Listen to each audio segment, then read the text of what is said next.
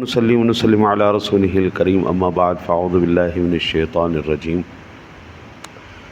بسم اللہ الرحمن الرحیم یا ایہا الذین آمنوا استجیبوا للہ وللرسول اذا دعاکم لما یحییکم، اے ایمان والو اللہ اور اس کے رسول کے بلانے پر فوراً حاضر ہو جاؤ جب رسول تمہیں اس چیز کی طرف بلائیں جو تمہارے لیے حیات آفرین ہو۔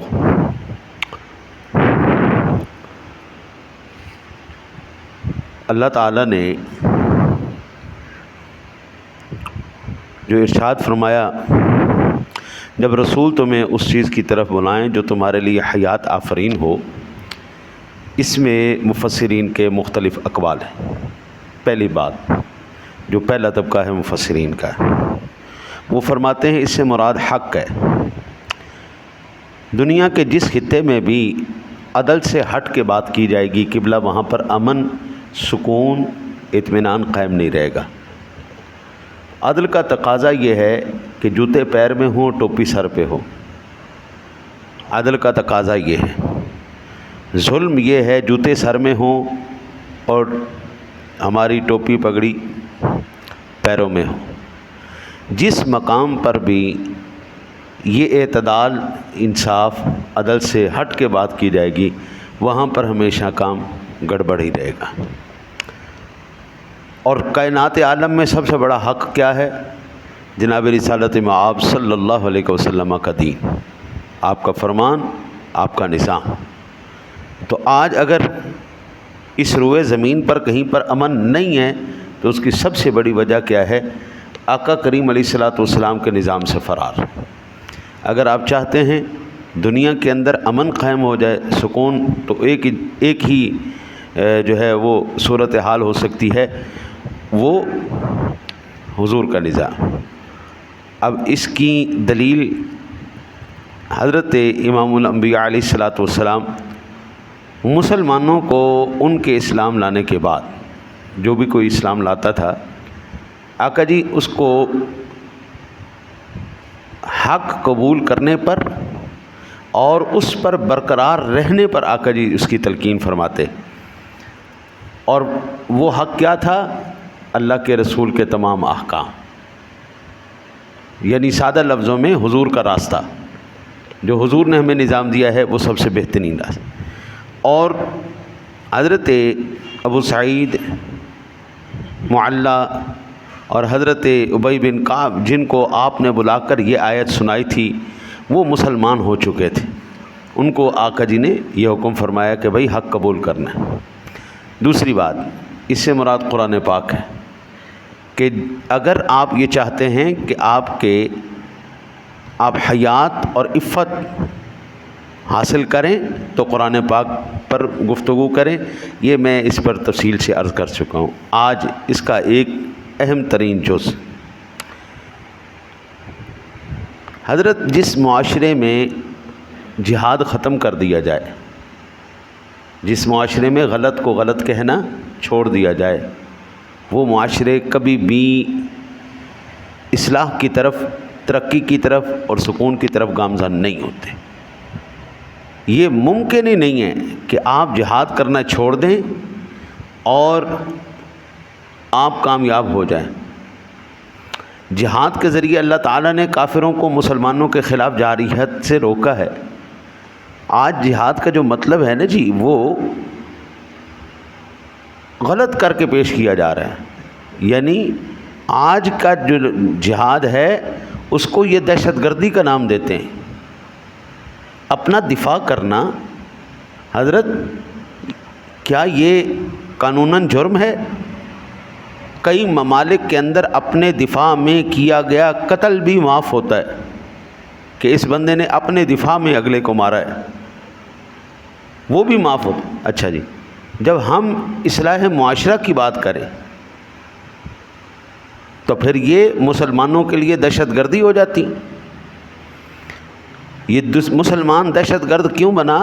کہ مسلمان کے پاس ایک ایسا نظام ہے قرآن کی صورت میں، میرے مصطفیٰ کے احکام کی صورت میں، کہ اگر یہ لوگ، ان کو موقع مل گیا اس نظام کو کہیں پر رائج کرنے کا، اس کے احکامات پر عمل پیرا ہو کر کوئی نظام چلانے کا، تو پھر پوری دنیا میں اس کا کوئی ثانی نہیں ہوگا۔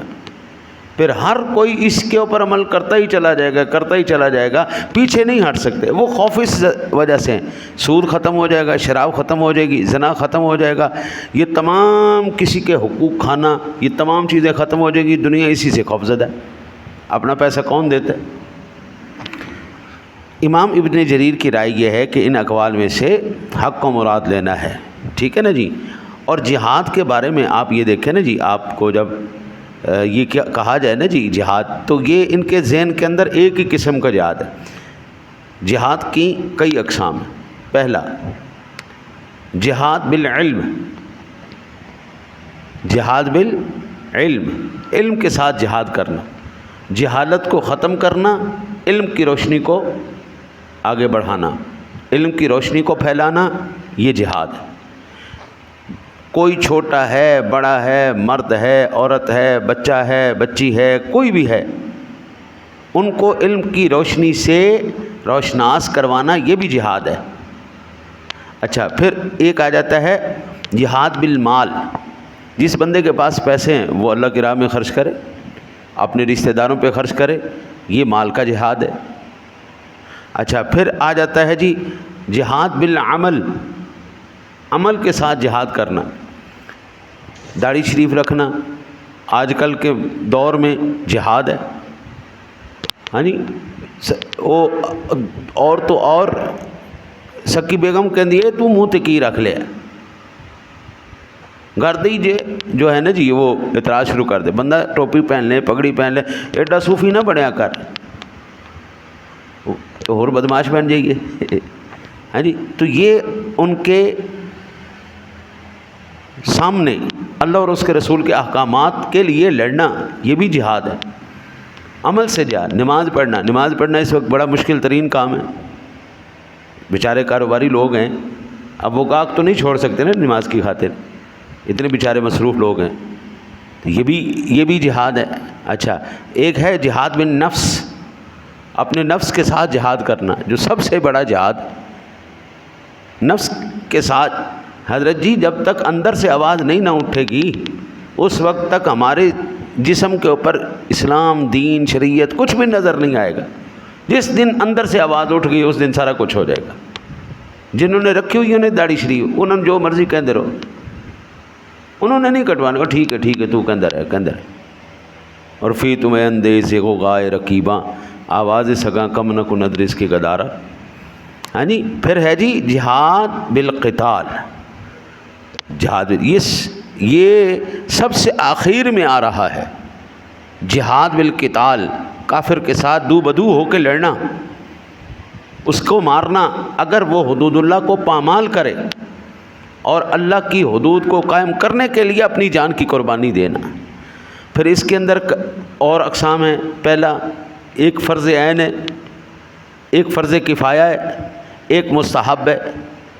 اور اللہ وحدہ لا شریک نے فرمایا کتب علیکم القتال وہو کرہ لکم، یہ جو تم پر فرض ہے یہ تمہیں اگرچہ ناپسند ہے لیکن ہے جناب تمہارے لیے حیات آفریں۔